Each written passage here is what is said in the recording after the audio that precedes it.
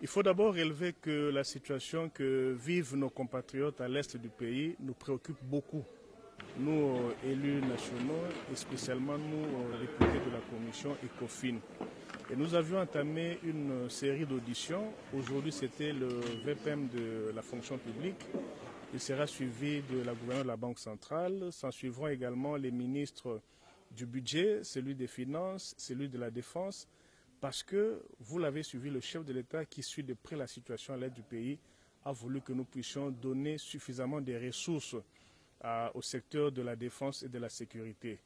Nous avions, lors de la session extraordinaire, nous, ECOFIN, fait passer une résolution qui voudrait que l'exécutif exprime le vrai besoin pour les fonds nécessaires à renforcer le secteur de la sécurité et de la défense.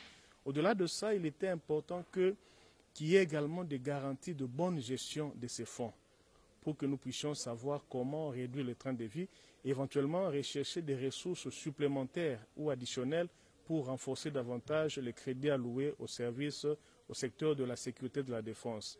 Là, pour nous, nous avons entamé cette série de réflexions. Nous appelons ça réflexion parce que nous pensons que les élus ont également une réflexion à porter à l'exécutif.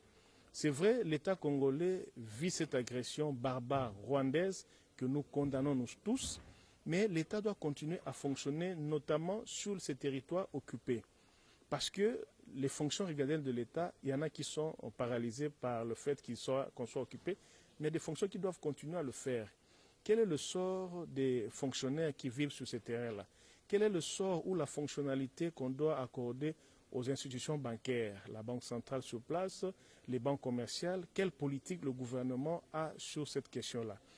Nous sommes d'accord, nous sommes contents parce que nous avons senti que des réflexions ont été déjà amorcées au sein du gouvernement. Le VPM de la fonction publique nous a avancé quelques réflexions que nous avons enrichies, mais je crois qu'il a promis de prendre une circulaire qui va essayer de cadrer cela. Nous lui réservons la première de ces mesures-là, mais que les populations qui sont sous le joug de l'ennemi, de l'agresseur, sachent que le gouvernement et l'Assemblée nationale, du moins la commission ECOFIN, ne les oublient pas.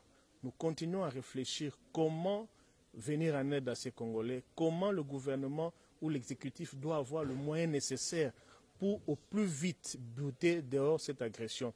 Nous avons la responsabilité de faire échec à cette agression rwandaise, nous le répétons encore, et le chef de l'État peut compter, du moins tous les Congolais peuvent compter sur l'autorité budgétaire que nous sommes pour donner des moyens nécessaires à ce que nous puissions arriver à terme de ce conflit, de cette agression, pour que le Congo retrouve ses dimensions reconnues par notre Constitution et reconnues par les instances internationales, dont la souveraineté et l'intangibilité de notre territoire.